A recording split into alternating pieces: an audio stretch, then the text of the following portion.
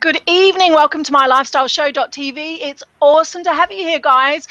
We have another fantastic speaker this week. I'm so excited. And obviously, for those guys that haven't been on the show before, this is a purely educational show. So there's no pitching or selling. So you can sit back, relax, have your glass of wine or a cup of tea and just take it all in. But please remember, it is interactive. So you're welcome to ask any questions, get your questions answered live by the expert we have on tonight. I'm very excited. But the idea of this show is purely about inspiration and motivation to help mainly women entrepreneurs to create a lifestyle biz that they love, full of time, financial freedom, doing what they love. So I have an awesome speaker here tonight who envisages that body, I think, of creating a lifestyle. And it's really interesting because we were just talking about before of Ali, now I'm going to make sure, is it pronounced Soleil? It is, yeah. It is. I got that right. Yay. Just want to make sure I pronounce that right. Yay. Now, Ali, I know by reputation around the UK, and that's why I asked her to come on the show. She's a life coach and a workshop mentor, but her main focus is really supporting, I guess, sensitive entrepreneurs to get them to thrive and kind of step into their own, I think, really. She's built her business mainly through running really successful workshops, and that's how kind of Ali got on my radar, because I've been watching and listening and getting some great feedback from them. But it's all about helping women to really live a fab lifestyle. So it's all about focusing on lifestyle, and the lifestyle then obviously brings the income afterwards. So it's not focusing on this, I have to have 6 figures to live the life of my dreams, because everyone wants different things. So it's really about creating a business around your life and what you love. And hence the reason it sinks in beautifully for my show, because that's what I practice, what I preach. It's all about creating a life and a biz around what you love. Now, so tonight we're going to talk about some key things. So it's exploding your business by hosting profitable workshops, attracting your ideal clients, and making a difference in upselling.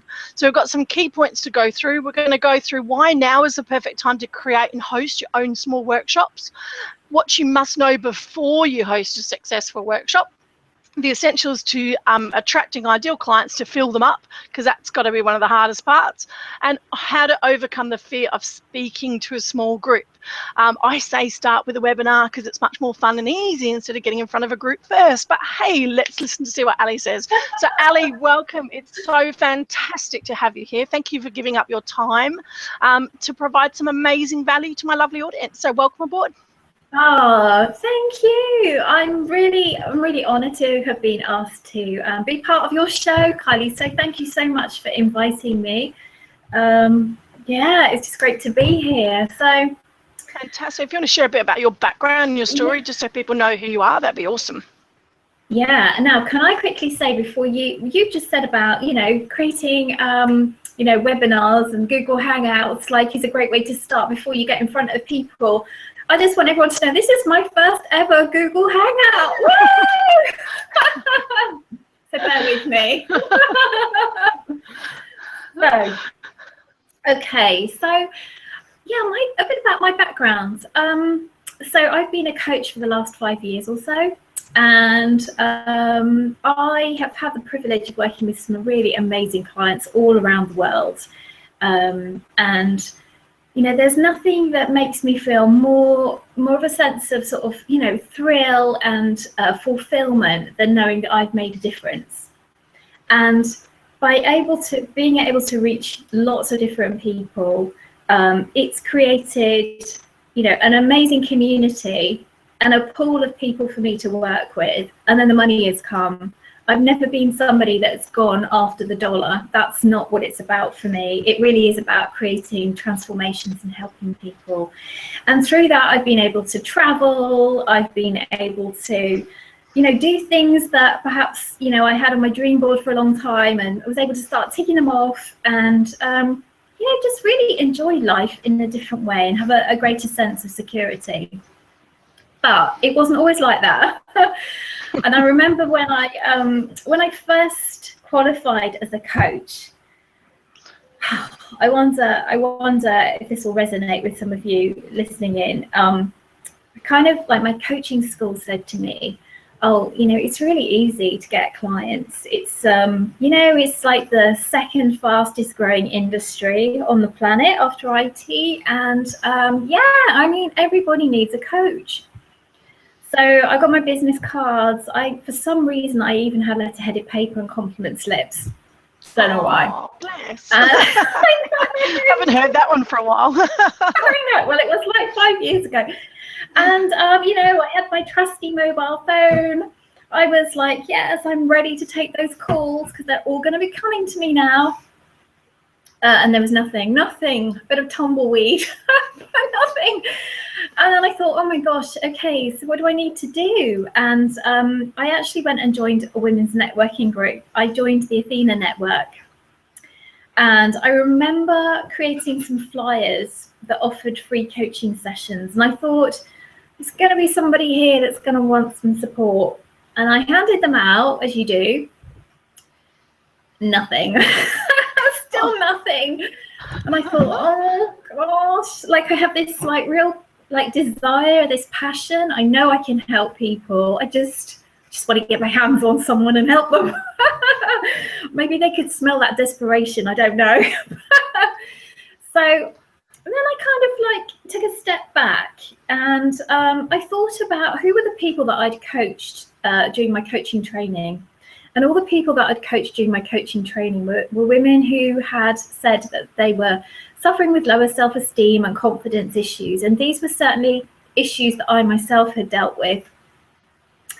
And I thought, okay, well, how about, I also thought about me, myself and I, and thought, well, sometimes there's that feeling of safety when you're within a group of people. And I thought, well, if these ladies don't really know me, maybe they would actually like to come to something that I arrange. So they get to hang out together. They get to experience what it's like to be with me, my energy. And it gives me the opportunity to work with them. And let's just see what happens. So like I just said, my self-esteem and confidence hadn't been that high myself. So it was a really big deal for me to decide to create my first workshop. But you know what? Making that decision was, well, Tony Robbins talks about drawing a line in the concrete, because that really is what happened. I made that decision to step up, and yeah, okay, I had a lot of fear, but I was going to do it anyway, and let's see what happens. And at my very first workshop, I had, I think it was like 6 or 7 ladies that came. My knees were knocking. I was like, I think I was probably quite red in the face and a bit crazed. But you know what? It was amazing. It was great. And they said to me afterwards, oh, I didn't know we didn't pick up that you were nervous. And actually what happened from that first workshop, that the ladies were saying, when's the next workshop? And I was thinking, oh my God, I've just done this one. But it made me realize just how important getting people together are, and actually how I realized that, the message was bigger than my sense of fear. And so after the first workshop, another workshop came. And then before I knew it, I'd actually created a community. And then from that community, which I call Fab Friends Network, I was able to work with people consistently in a membership group every month, which was a lot of fun. It was amazing to see them transforming. I totally fell in love with all of them because they're just amazing women who've all got an amazing message and a gift to share with the world. So to be helping them, facilitating the meetings and bringing people together was just incredible. And also what I found was that, some ladies, just were happy to come to the sort of lower level meeting, but some of them wanted to work at a much deeper level. And that is really where it took off, because I was able to offer like inner circle groups.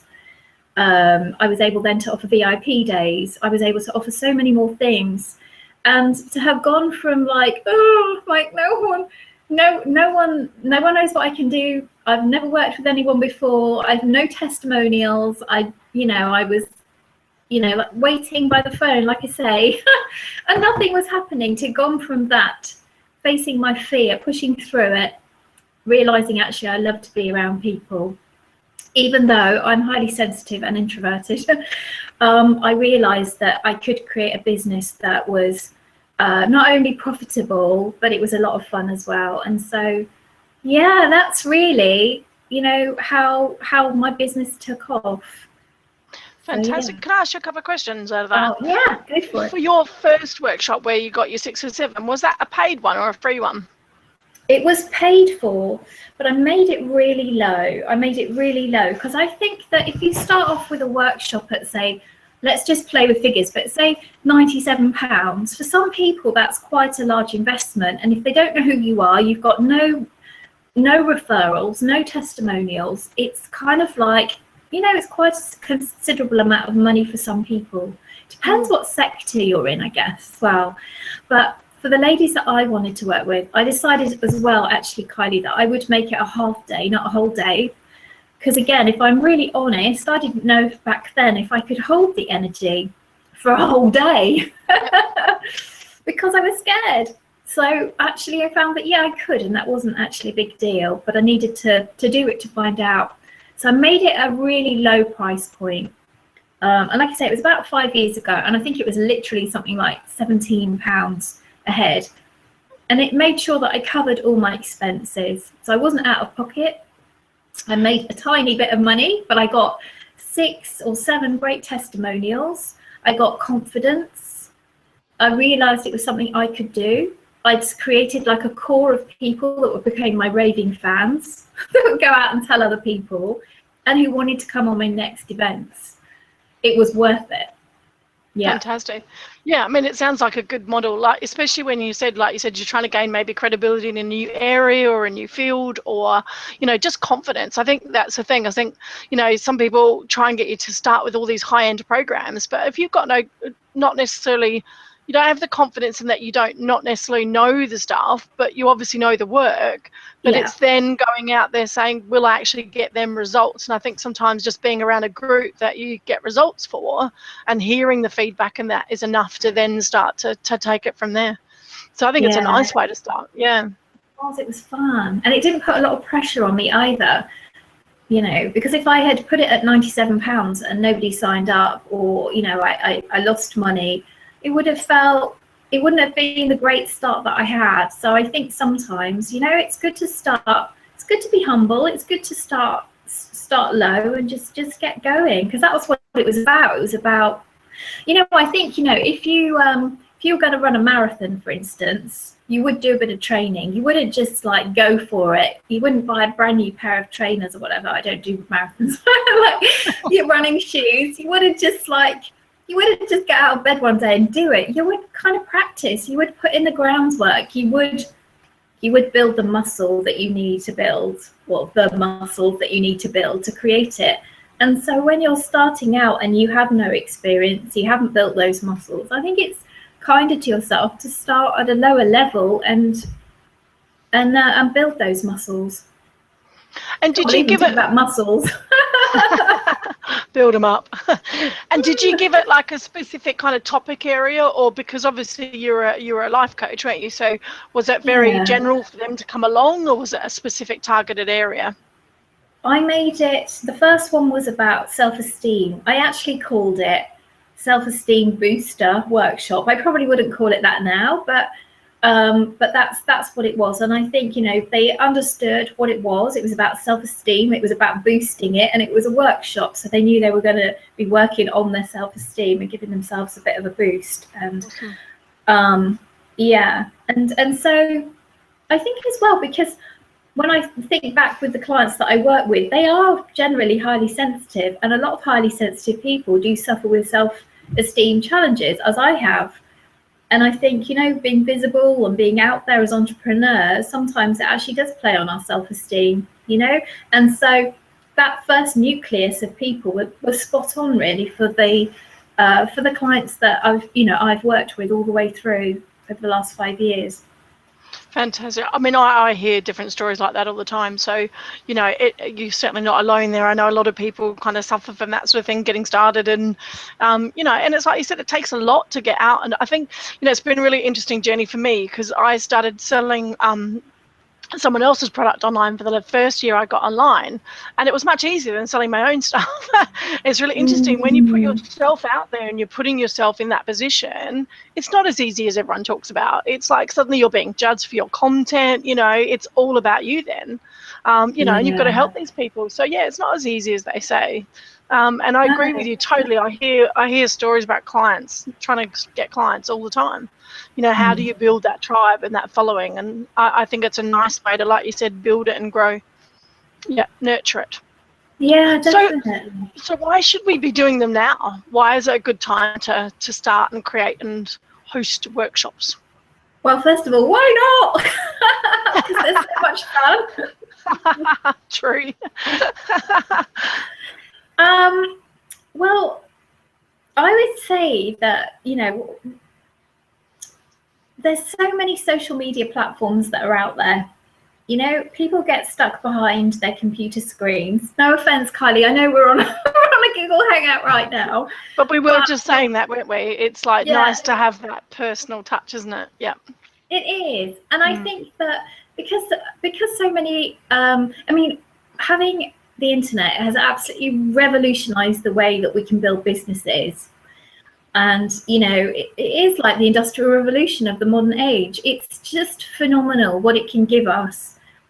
But what I do think is that it's given women, I'm going to talk about women because that's who I work with. So predominantly, it's given women the opportunity, whether they're at home with kids, whether their kids have flown the nest, whatever, it gives women a great opportunity to create their own lifestyle business. And a lot of us who have created our lifestyle businesses are working from home. We're not in offices. And, being able to be around people is something that's really valuable. We as women love to do things together. We like to go shopping. We like to go to the toilet in pairs, don't we, when we're out? We like to phone our friends, and have a good old rant about our partners, or, a program on TV, or something that really means something to us. And the social aspect is really important.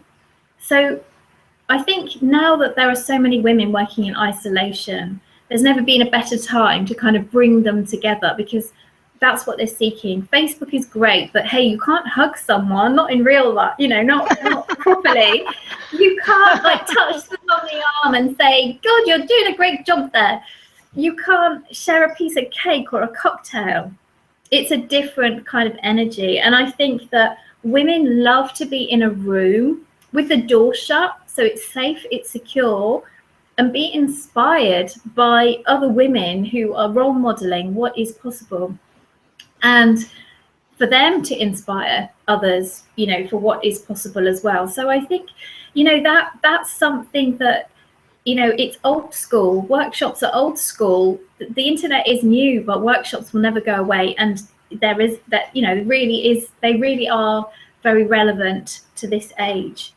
I also think that it's something very inspiring when you're in a room of people and you're working with them as part of a group, because often, you and I were just saying, sometimes people don't always voice up their questions, and actually when you're in a room full of people and they have that sense of security, when somebody asks a question or they're being coached in a group situation, often other people can have a bit of a breakthrough. A light bulb goes off for them because they think, oh yeah, I feel that way too, or that's happened to me. And it benefits them as well, just being on the sort of, just being in that energy.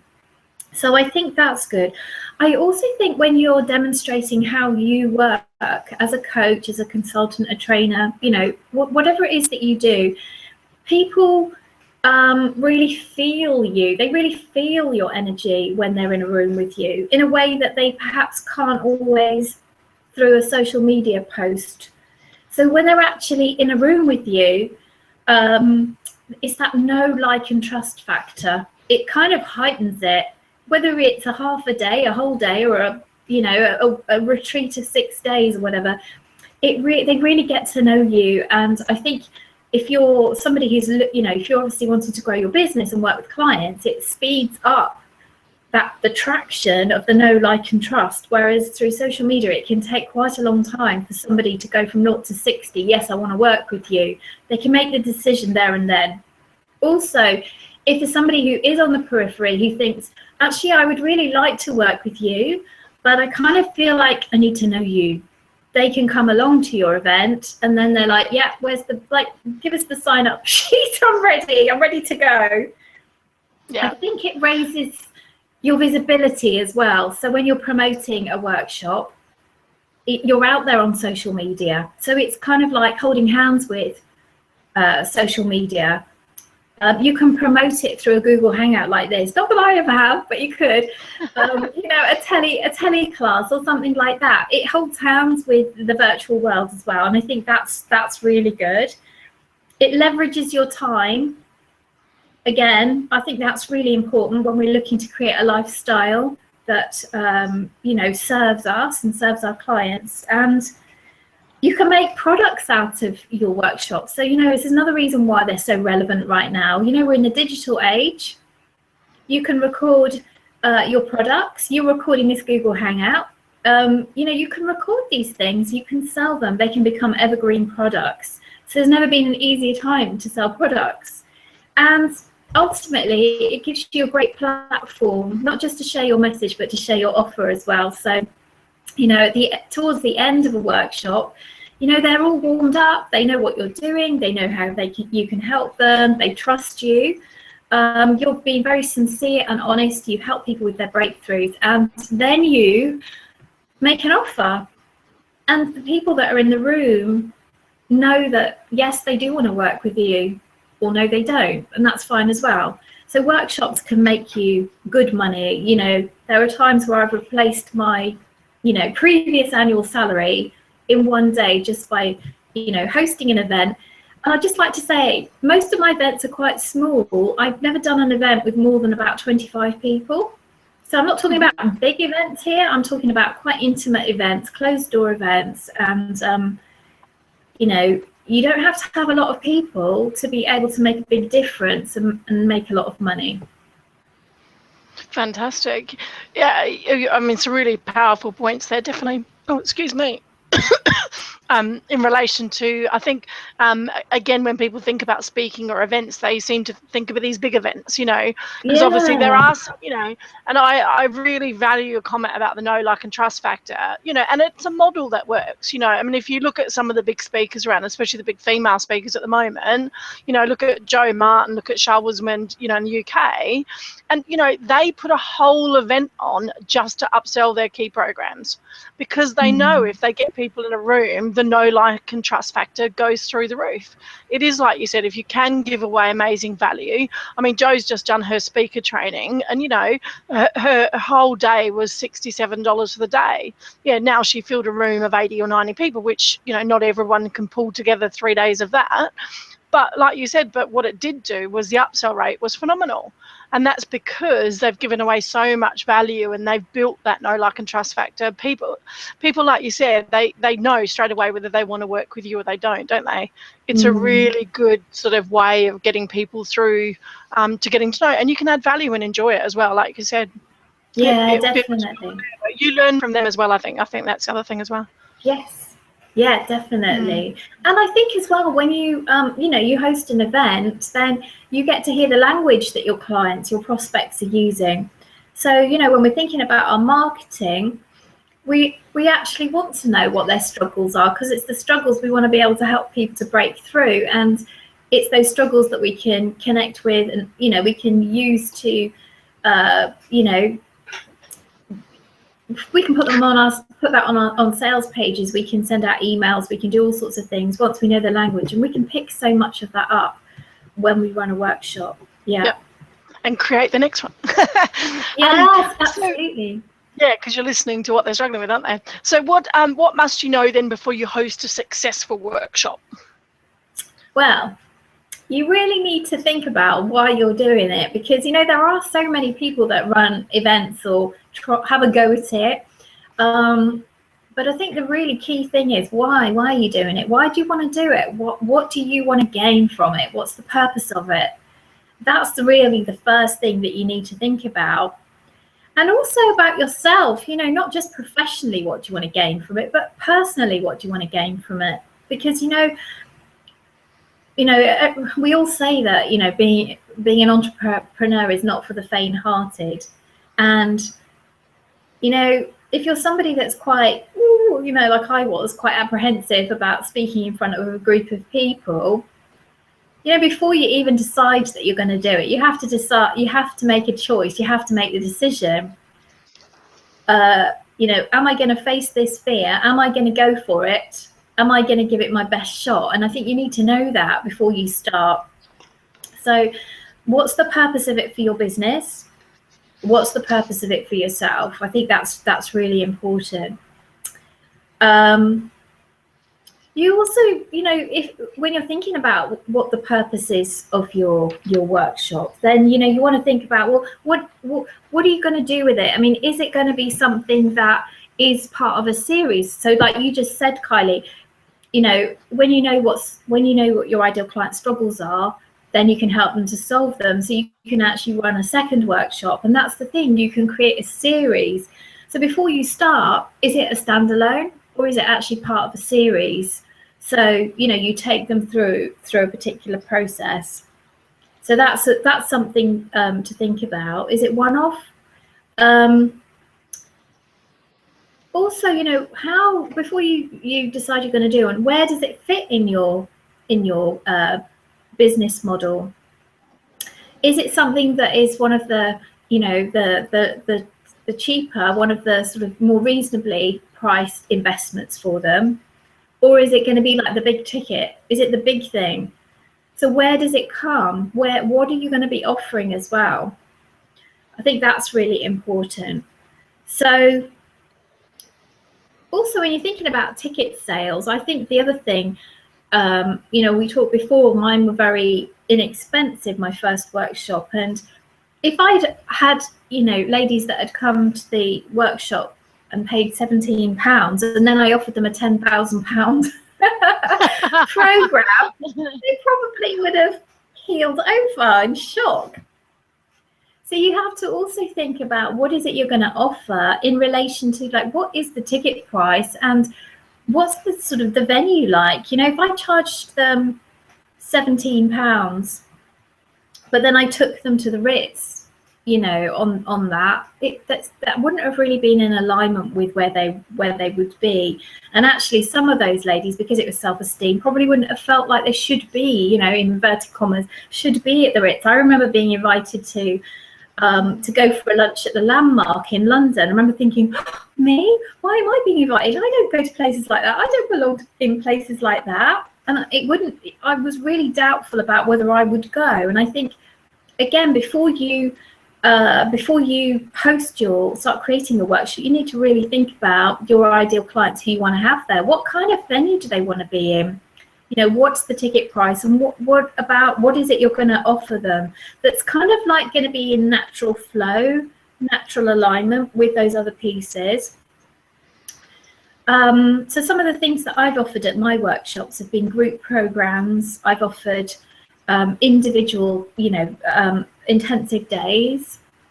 I've run 2 retreats in the south of France, so I've offered those at workshops. And obviously, you know, one-to-one sessions as well. So you really can create whatever you want as your offer, whatever it is that you feel really good about. And the other thing I think that you need to think about before you start is how much time do you have to market your event, because it depends on how big the event is. So that those people that are out there that are promoting these, you know, high-end days, you know, they're going to need a lot longer to promote. I mean, especially if they're looking for like hundreds of people, ideally, you know, I know that, you know, one of the ladies I interviewed for my recent Tele Summit, she starts a year ahead promoting for her big live event day. Wow.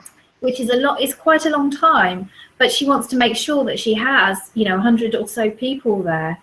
I personally allow 6 weeks to market a workshop. You can do it in less time, but you have to have a really robust marketing strategy if that's what you're going to do. You know, anything is possible if you believe that it is possible. So you could fill a workshop in a week, but I would suggest that if you're going from if you've never done one before, then you want to give yourself, you want to be kind to yourself, nurture yourself, you want to give yourself time to prepare for it. So I always say, you know, you need to allow 6 weeks. So those are some of the points that I would say that you need to think about before you host it. Oh, actually, I should just add another one in there, is what do you want to share? You know, you really need to know that before you start creating it. What is it? What's your message? What is it you want to share? And you know, often when I think about that, you know, I think about who have I worked with in the past, you know, what is it I've really enjoyed teaching or helping people to break through. So yeah, so those are some of the things I think you should think about before you host a successful workshop. Fantastic. And I mean, I would say a lot of that similarly applies to doing an online one as well. You know, it is looking at kind of, you know, what it is you want to change, why you want to help them. You know, like I said, what do you want to get out of it? What's the next? I always look at what's the next action you want them to take when you're planning something like that. And it is, yeah, it's absolutely fantastic.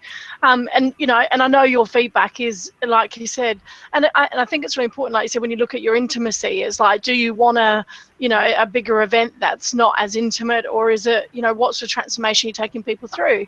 Is a more intimate event really important? And you don't have to be a big speaker to do intimate events either. I mean, Kelly Fidel with No Glass Ceiling, she doesn't allow any more than, I think, about 80, 90 in the room. She keeps it as low, like she could probably fill a room now of 300, 400, 500 people, but she won't do that because it detracts from the quality of the event she wants to put on. So again, it's like you said, when you start to look at the meaning behind your event, I think that's really important. So fantastic, some really great, really kind of step-by-step points people can go through there. So thank you so much for sharing that. It's really interesting and I hadn't thought about venue, but you're right, yeah, about making people feel comfortable at the right venue level. Because yeah, if you're going for a confidence thing, you wouldn't want to necessarily walk into the Ritz or something like that. You wouldn't, would you? It's really interesting. Yeah, it's about making them feel comfortable. And I guess the same with if you've got men and women, you know, what's the comfort zone? Can you put both of them in so they both feel comfortable being there? That sort of thing as well. So yeah, I hadn't thought about a venue from a client point of view rather than just where you think is great to have people meet. So really good points there. Yeah, I think it's important. It's like the energy, how it feels as well. Like how you, as the you know, as the leader, going to feel in that environment, and you know, to do your best work. Yeah, I think that's important as well. Fantastic. I just want to kind of check in. I haven't had any live questions, but just a reminder, guys, if you are listening, there are a few people on the line listening at the moment that are, I can see that they're there. So it's like if you've got any questions or you want to kind of ask about your workshops or, you know, if you've had experiences in the past, please do put a comment below. There is a box below the video where you can put comments or just message me direct on Facebook and I'll get the questions answered. Some of the girls like to do that. It's easier. So yeah, please don't forget to ask about your experiences. So what about in relation to going through attracting clients? This has got to be the one thing I think that most people go, oh, I don't know what if I want to put a workshop on. What if no one turns up? You know, it's that sort of thing, isn't it? So how do you recommend then people go ahead and attracting people to fill workshops? Okay, you know, this is the thing, isn't it? This is the thing that kind of a lot of people think, oh God, you know, what if no one turns up? It's the stuff of nightmares, isn't it? But somebody told me that Panache Desai actually once had no attendees at one of his events, and he still went ahead anyway, and he spoke to an empty room. And he signaled to the universe, to himself, I'm actually ready, even if you guys are not here, I'm ready. And I think, you know, sometimes you have to just think, I am going to do this. I'm going to do this. And I'm going to fill this. I'm going to have the belief that I can fill this. What do I need to do? Like, what steps can I take to get this filled and sell out, because that is ultimately what you want. And it is almost, again, it's that drawing a line in the concrete about having, you know, that determination that I am going to do this. One of my clients contacted me recently. She wanted to do a retreat, and she said, do you think I can do it? I've only got a short amount of time to promote it.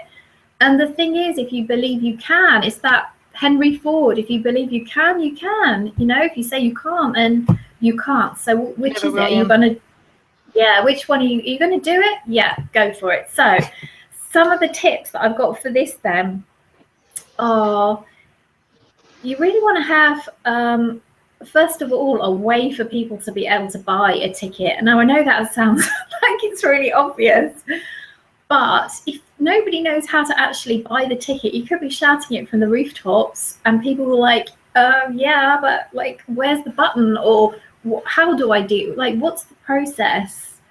Do we pay on the day? Like, what do we have to do? So I would suggest that having a great sales page doesn't have to be particularly long. You want to make sure you've got some testimonials, and you want to share what the benefits are going to be, and then have a really clear call to action about buying a ticket, and have that so that it jumps out. I personally haven't used Eventbrite, but I know a lot of people do very successfully. I have. It's good. Yeah, and that's a really easy way to you know, to throw up a sales page and have that buy now button, and make it really, really easy for people to do that. So I think that's the first thing. I would also say you want to create a flyer that you can literally give to people personally when you meet them. You know, something that actually they can pass on to a friend.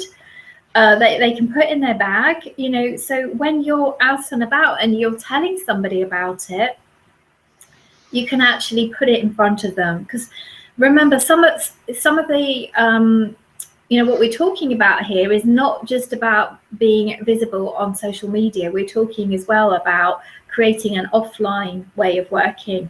So, you know, when you're out and you're having a conversation with the checkout girl at Tesco's, or you know, a taxi driver, or whoever's your ideal client, you've got something you can actually say, you know, because otherwise you say, oh, just go and have a look on whatever. They don't. So make it really easy, make it really simple.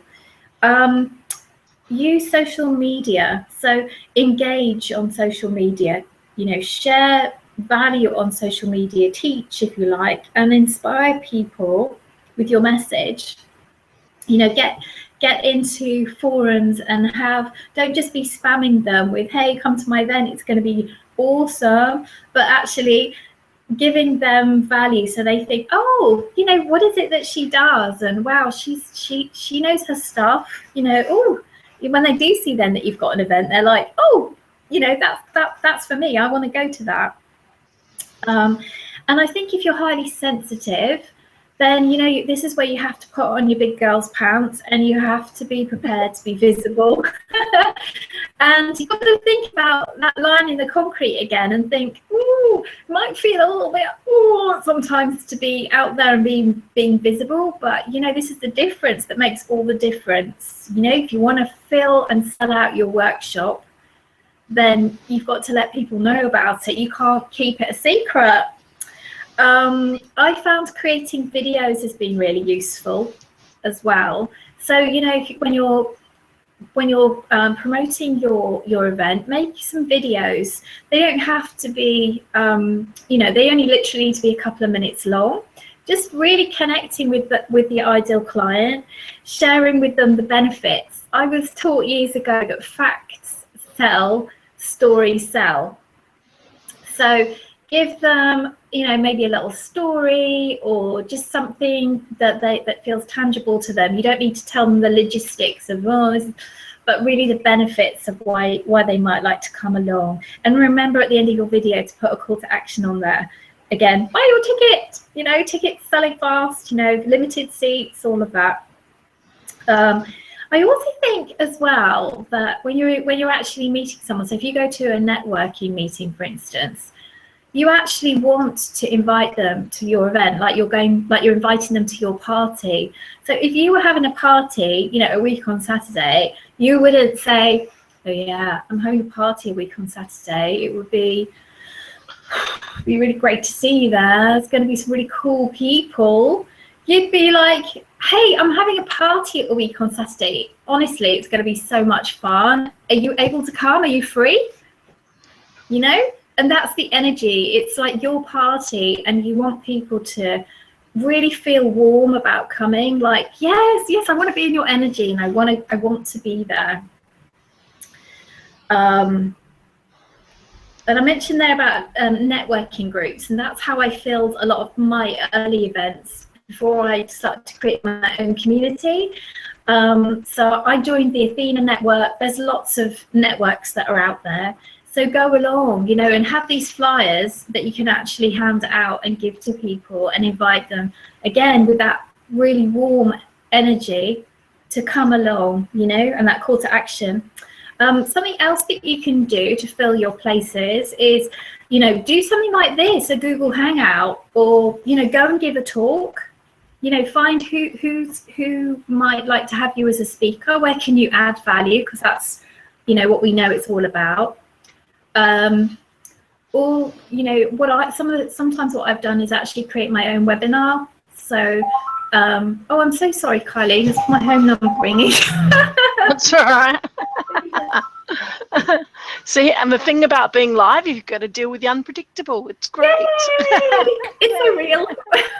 Yeah, exactly. That's all about it. I hope that wasn't my mum I just hung up on. Oops.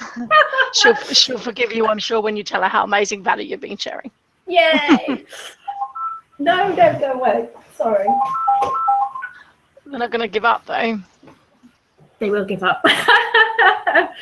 Right, sorry about that. So you also want to promote to your list as well. So obviously, you know, if you've already got an established business, then you want to promote to your list in the lead up. I often start with an early bird price. So I let my list know that if they secure their ticket early, then they get a discounted rate. It also, when you do that, gives you a reason to keep contacting your list, because then you want to be able to, you can let them know that the early bird is actually going to be expiring, like, you know, midnight on Friday. So, you know, have you got your ticket? Always think about that call to action. Think about as well, who do you know who works with clients, the same clients that you work with? So, you know, maybe you are a nutritionalist, let's say. So who else works with the ideal clients who might have a list? So maybe yoga instructors, maybe, you know, therapists who deal with, you know, well-being. Maybe they might be working with the same clients as you. So contact them and ask them, would you help me to share the message about this workshop? Now, you can go down the affiliate route, or you can just say, you know, and obviously in return, I will help you when you've got something. You know, I'm very much about, you know, just helping people because you believe in what they do and you want to help them rather than what's in it for me.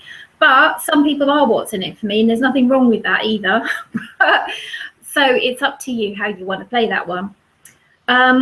Get on the phone as well. So who do you know who's expressed an interest in working with you in the past? Maybe they haven't been able to work with you because financially, maybe they're not ready to go for the big package, but maybe they'd just like to come along to your event. Or maybe it's a past client that you've really loved working with and you want to offer them, you know, make sure that they've seen it, but they might like to come along. So really think about who can you get on the phone to. And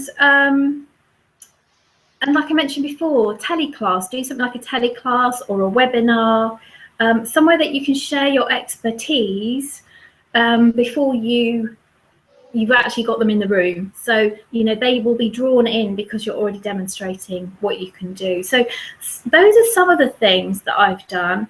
And I'd just quickly like to mention there about Facebook ads, because I know some people say, oh, can you sell tickets with Facebook ads? And I think the truth is, yes, you can if they're at quite a low price point, but most people won't buy something of a substantial price point from a Facebook ad because they really want to get to know you first. So you can use Facebook ads if your event is free, or if it's, you know, very low price point investment. But really what you want to do is give them something they can sign up for free, and then they're in your list, and then you can share the opportunity about coming to your event. Yeah, Hope so that use a covers lead. some of them. Yeah, use a lead magnet first, something that's obviously interesting to them, topic area beforehand. Yeah, before you try and sell them something. No, that's awesome. I'm writing a long list. I want to run some workshops, so I'm like, oh, okay, I hadn't thought of that one. Some really great ideas there, and you know, it's like you said, some simplistic. And I think the thing is, as well, I think that people do forget, and I think some of the key ones you mentioned is, you know, don't be scared to pick up that phone. Is like you said, if you're only filling a room of 10 and you want to get your first one filled, then some personal contact. And you know, another nice way of doing it with people, if you don't want to ask them direct, you know, or if you've got really warm contacts but you don't know that it's for them, you know, you can send it to them and say, look, do you know anyone that might be interested? You're not actually pitching to them, but you're sort of saying, look, I'm running this workshop, I'd love to, if you know anyone that might value from this. So again, it's a nice way of a subtle approach rather than a kind of a direct approach. If, you know, you might think that people might know people that could send them away. It's quite a nice way of doing it as well. But yeah, a lot of people just forget the basics, don't they? They think they have to have this big master plan. And, you know, I see it a lot with online marketers. It's like they think they have to have this big funnel and they have to do all this. And actually, you're trying to fill a room of 10 people, not 9, like you said, not 100 people. So actually, you know, it's your warm market, it's people that you've met, it's networking, it's chatting, it's talking to people. So yeah, no, I love that approach. And I think, like, and obviously it builds momentum. Yeah, it does. Yeah, and just think, like, what would be, you know, you don't have to do all of those things that I talked about. You could just think, well, which ones would I like to do, and what would be fun for me? You know, if it would be fun to go networking, go networking. You know, if it'd be fun for you to spend more time on social media and getting people to come, then do that. It's whatever, you know, feels good to you, because that's what, you know, we're creating these lifestyle businesses. They're meant to be fun, they're meant to be enjoyable. We don't need to go for the hardest options. We want to go for the ones that we think we're going to get the best return from, that are going to feel good. Yeah, because that's the thing, and that's what puts a lot of people off, not necessarily selling as well. I mean, I know it's selling as in you are offering a ticket, but actually, like you said, if you're having conversations with people and you're doing it in ways that you feel comfortable, it's not about selling then. It's just about letting people know there's an opportunity there if they're interested.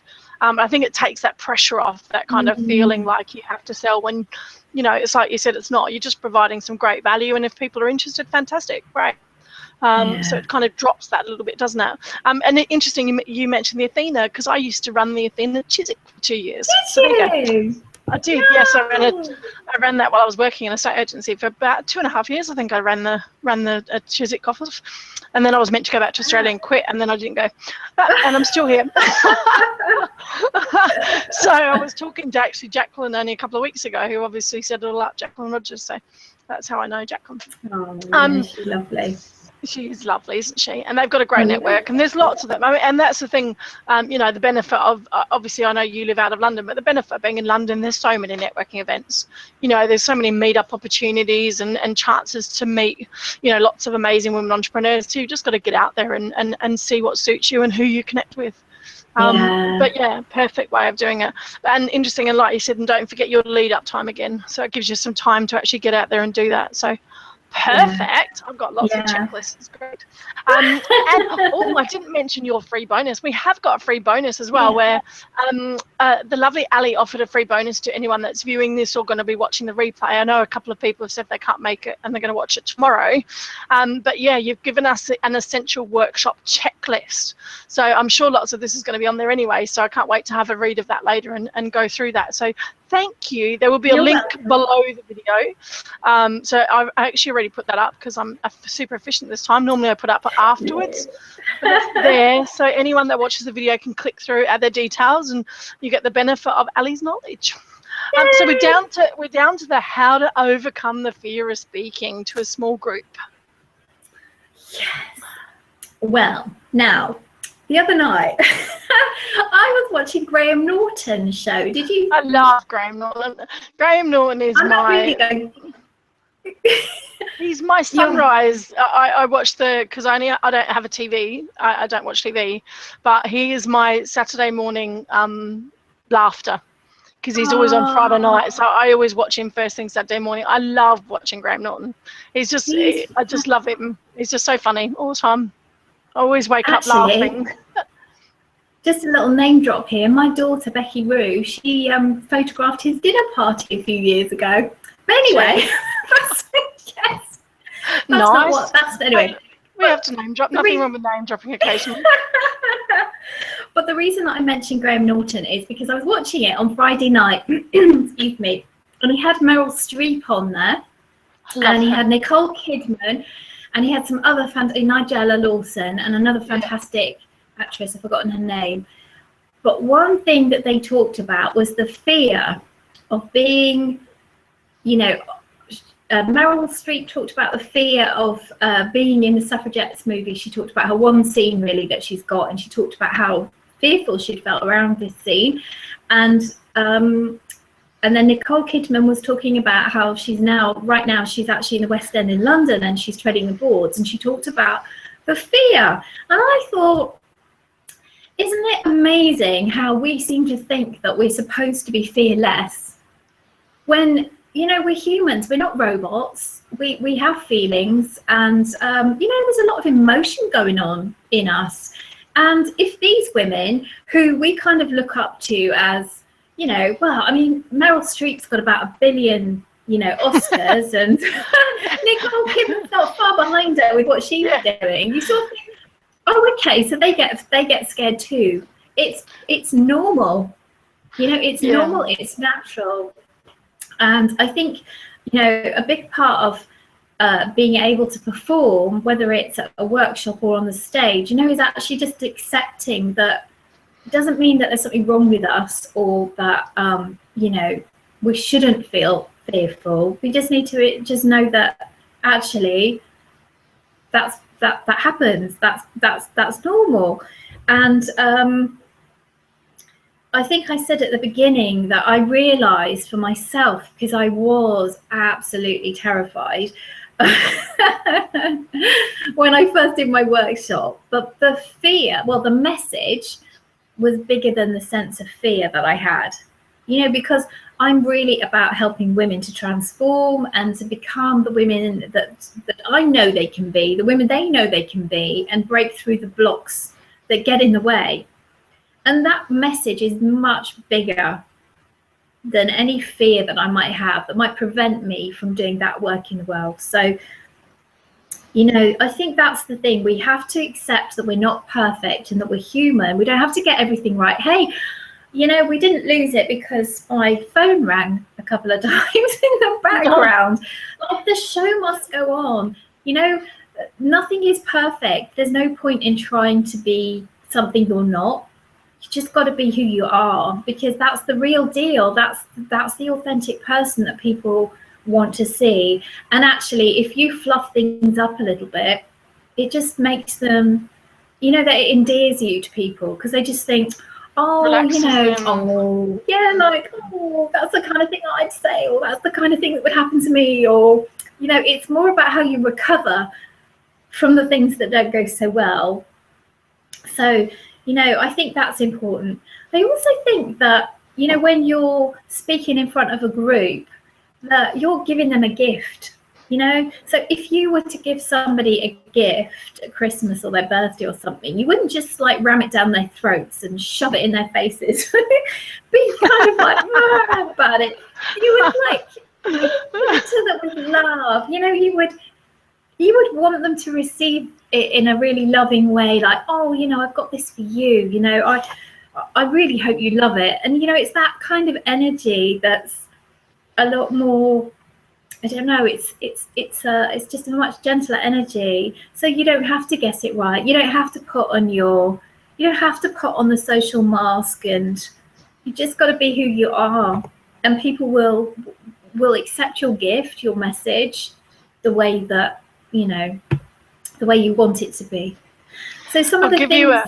I'll just give you one tip on that, just perfect flow of that conversation as well, because obviously I did Jo Martin's speaker training the other week, and what she talks about with that as well is it's like you said, get up there and be yourself, but also get permission to be yourself, because it relaxes everyone else around you. So she kind of jokes about if you've got something really strange about you, or you know, she used the example of an accountant saying, look, I am going to be boring. I'm an accountant. I'm not a public speaker. I'm not here to entertain you. I'm an accountant, but what I can do is save you over 20% on your taxes, and I'm going to save you shitloads of money. So is it okay if I be boring for the next hour, but give you great content? And it relaxed everyone. So it relaxes everyone, so they don't sit there thinking all the way through, oh my God, he's so boring. So it takes away the distraction. So it's really like you said, if you're a bit nervous, or if it's the first time or whatever, get up there and tell them that. So look, this is the first time I presented this work. You know, I do this all the time with my private clients, but I've never done it in a group. I've never spoken like publicly like this before, but I know you're going to get amazing value on it. And it relaxes everyone, because then it relaxes you, because you know, oh, you've told everyone it's okay. They don't worry about you stuttering, or maybe having to use your paper because you need to check notes or whatever it is. And then suddenly all your presentation relaxes. So I think it just flowed on beautifully on what you were saying there in relation to kind of, you know, be yourself. Don't be scared, and don't be scared to share your nerves behind it, because people acknowledge that. They love it. You know, I'll get up and say, look, I'm a big, loud Aussie, and forgive me, but that's where I come from. And, you know, people joke about it, but it relaxes them, because then they know, oh, that's okay. I'm not going to focus on that all the way through the talk. You know, so again, it detracts them focus, so they don't sit there and not judge you necessarily, but it detracts their attention. If something's bugging them, or they're thinking that, it'll detract from actually the great content you're providing them. So I just thought that flowed beautifully with what you're talking about with workshops. So. And when I started tonight, I said, you know, this is the first time I've done a Google Hangout, because, you know, Perfect. you know? Yeah, perfect example. You know, it's like, hey, this is new technology for me. You know, and that's great, because it sets everyone. So if something had happened, we'd probably just joke about it. We'd go, oh, well, you know, she's turned us off, and you would, because you could relax into that, because it allows them to kind of not laugh about it, but if something does go wrong, then it's okay, because, you know, you've explained it, you've put everyone at ease. And I think it's a lovely way to do it. It's a very authentic way of doing things. Yeah, that's right. So that's good. And also, I think, you know, when you're wanting to overcome the, you know, any fear that's coming up about speaking to a group, you know, is actually just acknowledge it. You know, write down some of the fears that might be coming up. Like, one of the things I like to do is get a piece of A4 paper, kind of fold it vertically, and then in the left-hand column, I write down all the sort of, you know, the things that my inner gremlin, my ego's coming up with, like, well, you know, what if you fluff it all up? And what if nobody's interested? Yeah, what if no one's interested? What if this? What if that? You know, just dump it all down, all that chatter that you know, that goes on. And then what I do is I kind of look at it and think, well, is it really true? You know, a bit of the Byron Katie stuff. Is that just my story? I'm just telling, like, how would I feel if I didn't believe that was true? Would that be more empowering? Well, of course it would be. And then what I do is, on the right hand side, I write something that I would rather believe, like, I'm going to change, you know, hundreds of lives, or, you know, my event will sell out, it's going to be fun. You know, I will make, you know, I will have people buy my offer, you know, who want to continue working with me. I write down all the things that I would rather be saying to myself, and then I say them to myself, and I chant them to myself. And I think it actually really helps in the run up to an event to just be really mindful about being in your power and not allowing it to start sort of draining away.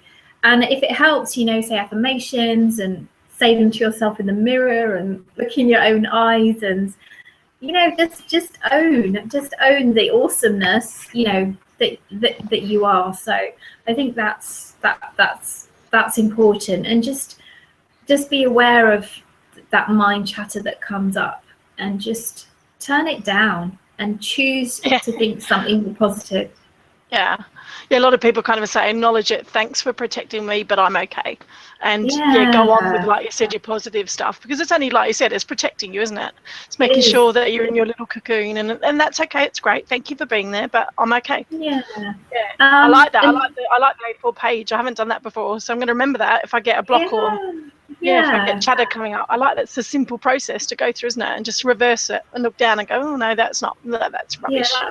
That's not true. And just to finish up here, it's just, I mentioned about, you wouldn't run a marathon without having kind of like, done a bit of preparation. And I think, like most of us know how to tie our shoelaces, but we weren't born knowing how to do up our shoelaces. Someone had to show us, and then we practiced it and we remembered how to do it. And I think it's like anything that we do, we need to relax, breathe. We need to know that it's possible. If they can do it, I can do it. There's no real difference. So maybe I just need to practice. Maybe I need to not worry if it's not all perfect. Maybe there aren't, 20 people there. Maybe there are only 6 or 7 like I had at my first event, and just be okay with it. Make it fun and know that you're changing lives, and that's the key thing here. That's a big driver for you. Then get out there and do it. So fantastic. Yeah. Such awesome content. I can't wait. I've got checklist after checklisting here. And just out of curiosity, we've just got one question. Like, obviously you work with a lot of women entrepreneurs. Do you find like different days or weeks or weekends matter? Just to add, this is a real kind of techie one. Or do you find like if you're trying to put a one dayer on, do you find with women it's like during the week or weekends or?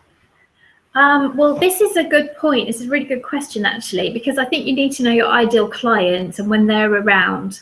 So I ran an event at the Shard in February, and it was actually, it gets quite booked up on Fridays, and I wanted it to be a Friday, and it was actually during half term, and I thought most of my ideal clients don't have children, their children are older, so it wouldn't matter. But it actually, in fact, realised that a lot of them look after the grandchildren, or they do actually they are with their children.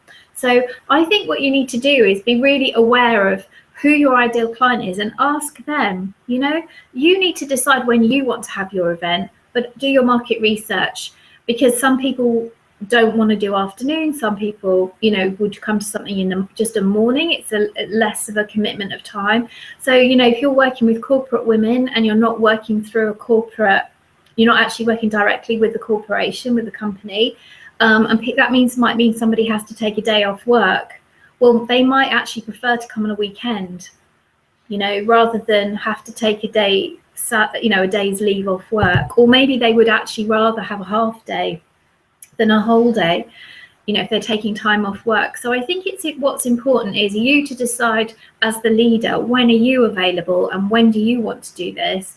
And then do your market research and just test the water and see, when's going to be good. Because it may be that you don't actually know when the school holidays are or that kind of thing. And you need actually them to say, actually, I wouldn't be able to do them because it's half term or it's Easter holidays or whatever.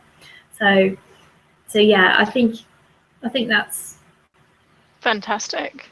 That was the only other one I kind of wrote down. I was just playing with any other questions I kind of thought of.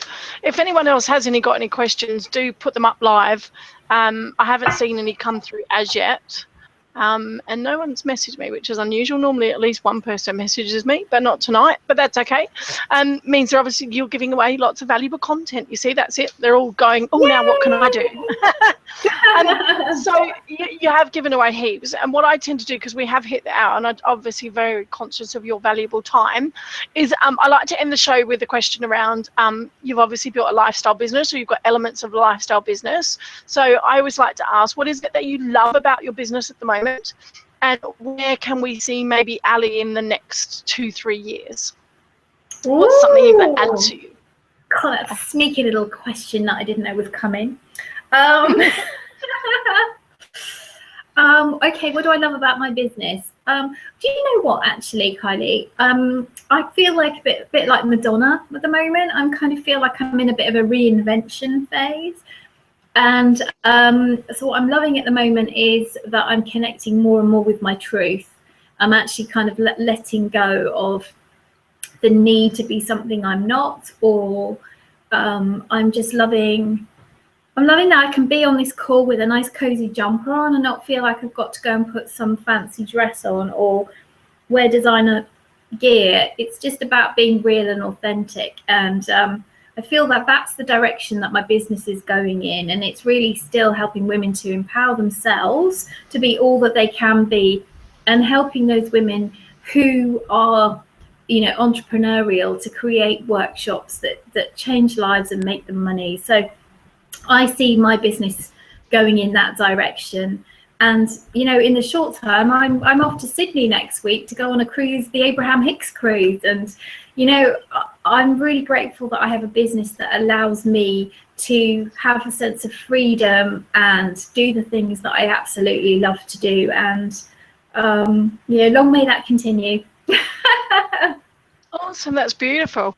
And if people want to connect with you, obviously I know you've offered that amazing freebie, so that's going to be below the video, like I said. So if anyone's watching the replay, don't forget to pick up your free worksheet. But yeah, do you want to share maybe something you're working on, or your contact details? Well, yeah, I mean, the worksheet, I'm just going to give it to you now just in case anybody doesn't see it on there, but it's worksheet. Thank you. Yeah, thank you. It's www.workshopsecretschecklist.co.uk. So if you go there, you'll be able to download that. Go to my website, which is www.alisoleil.com. I've also got a Facebook group called Global Fab Friends. And, you know, that's really all about friendship, connection, celebration. Yeah, it's just about being real, really. Awesome. Fantastic. Well, thank you very much for your time. I don't think there are any other questions. So it's been awesome having you here. You've just given so much great content out. And I know other people watching this later on down the track will just be going, yay, this is fantastic. Thanks very much. You know, it's a really nice way, like you said, to reconnect with your audience. Stop necessarily working one-on-one, but like you said, work in a group. It can benefit you time-wise, saving-wise, but also there's huge benefits to your clients as well. Like you said, getting them to open up more and them to kind of work and build a network and community for themselves, which is absolutely awesome. So thank you, Ali. I really appreciate having you here. And guys, I'm going to sign off. I don't have a show lined up for next week, which is the first time ever in a long time I haven't, because I've been so busy writing. I realise normally I have 2 or 3 in a row lined up, and I haven't confirmed dates. I've got 4 people outstanding dates, so I'm going to get on the phone tomorrow and get it sorted. So apologies for that, but hey, we'll hopefully see you next week sometime, and for the next show. If not, it'll be the week after anyway. But you know I'm always around, guys, and we look forward to speaking to you again shortly. So we'll see you. Bye. Thanks, Ali. Thanks, Kylie. Thank you. Bye. Bye, everyone. And Ali, if you want to hang on for a sec. Sure.